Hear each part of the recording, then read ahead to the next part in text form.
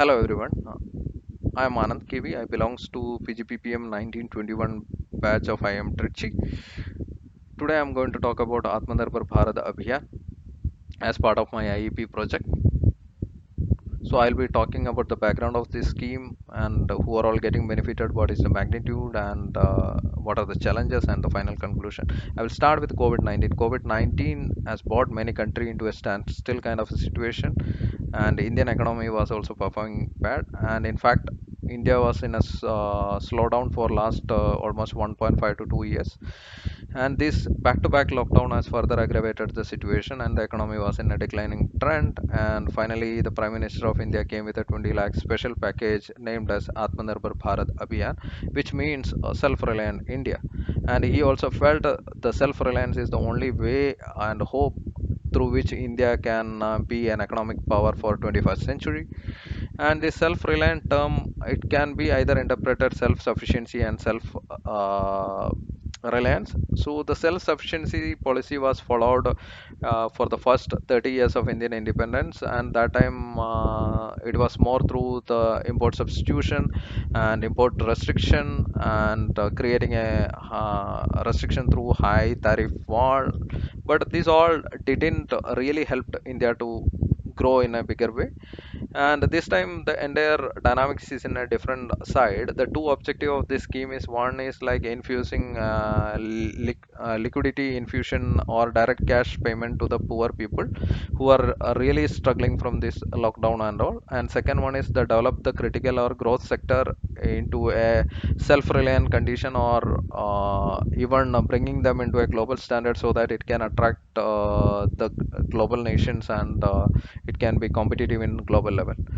So if you consider which are the country and what are the schemes offered globally, so if you consider the amount 20 lakhs crore, it is coming 10 percentage of the GDP. And Japan has already announced 20 percentage of their GDP as a special package, and America and UK, it's almost like 12 percentage of their GDP announced as a special package. And Australia is around 10 percentage of their GDP, so it's a pretty good number. It's not a low amount. And the primary focus India government is focusing is MSME segment, because which is the backbone of Indian economy, and secondly, it is the second largest employment opportunity lies in the sector. And for MSME, they have given a 20 percentage credit line as an emergency support, and also 3 lakhs crore has been as 3 lakhs crore has been announced as a collateral free loan to them. And for the agricultural, the government is moving into one nation, one market project, so that will avoid any inefficiency in transacting the sales by the agriculturalist, and they can now sell wherever they want, where they get a much larger profit. For the migrant labor, they already announced a scheme Manrega, through that they allocated 40,000 crore as a package for a rehabilitation of the migrant worker. And for health improvement, and the facilities are already focused on enhancing the health and institutional level in urban and rural area. And for an educational continuity, the PM e-Vidya platform has been launched. It is working fine. And if you consider the challenges for this scheme, it's basically the issues of the liquidity, because the money will be moving from RBI to bank, and further it is reaching into the citizen. It is not the efficient way. It will take its own time to reach the end customer, and that the consumption level can be changed. The second one is like the demand itself is low, even though the lockdown has been end, and it will take some time to pick up the demand.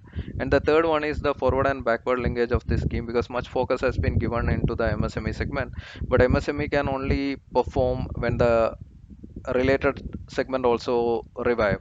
So if the related segment is not reviving, then there is no point in infusing a lot of money into MSME segment. Then the next point is the fiscal deficit, because 10 percentage of GDP, it's not a low amount. So how government will be overcoming this challenge?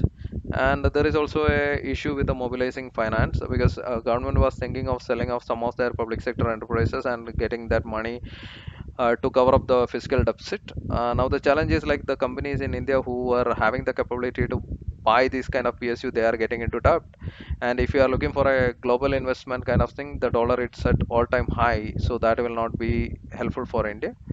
And further, coming into the five pillars, what PM is emphasized on this scheme is like first one is the economy. So the economy is the first pillar of self-reliant India. So for reviving that economy, the RBI and the government is infusing a lot of scheme so that the economy will not get into a deep and long lasting depression. And the second one is the infrastructure. For supporting the industry and economy, the infrastructure has to be evolved, and for that India is looking for a world class infrastructure schemes and project. And the third one is basically from the technology driven or technology dependent kind of scheme. So the technology can improve the operation and lower the cost of starting any kind of business. Further, the emerging technology like robotics, artificial intelligence, and big data will be helpful for the industry to catch up with the global industry so that they can be very competitive and attractive in a global economy level. And the fourth one is the demography. The average age of Indian is 29 years, and further, they will be having the skill set to grasp the technology and implement it very quickly, and they can take a lot of risk to outbreak the current system. Then the final one is the demand and the supply. Anyway, one if the four other pillars are synchronizing with the fifth pillar, the demand and supply will automatically happen, and the better infrastructure and self reliable supply chain also can boost the performance of Indian economy.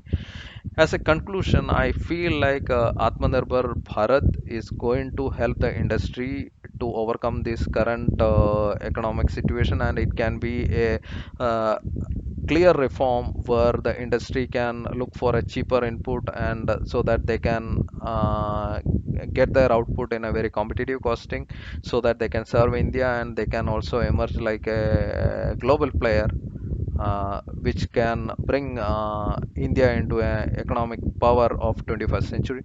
Thanks for listening.